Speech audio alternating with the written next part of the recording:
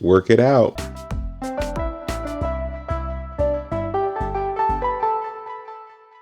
So if you're like me, you bring exercise clothes, and if you're like me, you don't exercise. I hear all the time, I'm gonna go on the cruise, I'm gonna exercise while I'm there, and I'm gonna have a blast, exercising, using the exercise room, getting my fitness on, things of that nature. And I understand that. But I do this comparison where I call it, let's talk about real world scenarios.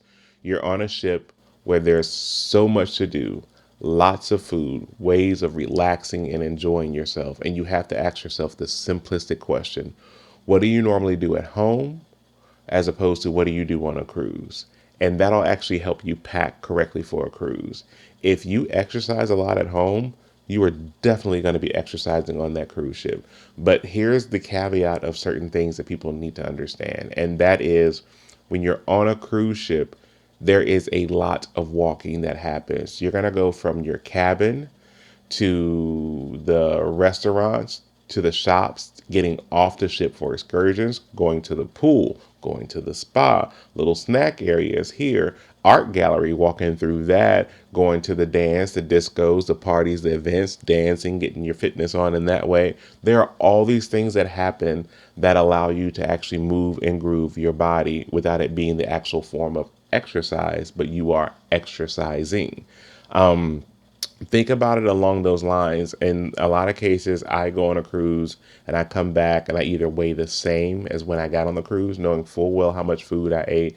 But in most cases, I come back maybe a pound or two lighter, and I didn't exercise at all. I take the time to do the excursions. I take the time to walk around the ship and look around. I take the time to dance and enjoy myself and be around people, and that causes you to actually move. So think of it in the sense of, what do you do at home? If you were always exercising at home, bring the exercise clothes, come aboard, exercise like crazy, take the laps around the place, enjoy yourself. That's your way of your entertainment and enjoying yourself. But if you're the person that says, well, I'm going to have to exercise on this ship because of all the food and things that I'm going to do, I can assure you that in most cases, you probably won't be exercising. You can kind of use that space for other things, like, packing me in there so that way I can go on the cruise with you. Wouldn't that be fun? No, I'm just kidding. So, anyway, just think of those little caveats, those little notes to sit there and help you decide on what you're packing for when it comes to exercising. Always do something to keep your body moving. But when you're on a cruise ship, I think that sometimes people don't think about that little piece of information of how often you're moving. Because the best example I can give, if you leave your cabin and you go somewhere and you realize you need to grab, let's say, your phone or camera, and you left it in the cabin, you got to go all the way back, and then you got to go all the way back again to get it. I can assure you, if you have your mobile device, that's just the smart devices for your watches and stuff, it'll let you know you are seriously walking a lot. I think the minimum that I walked on a daily basis was probably 7,000 steps. So keep that in mind.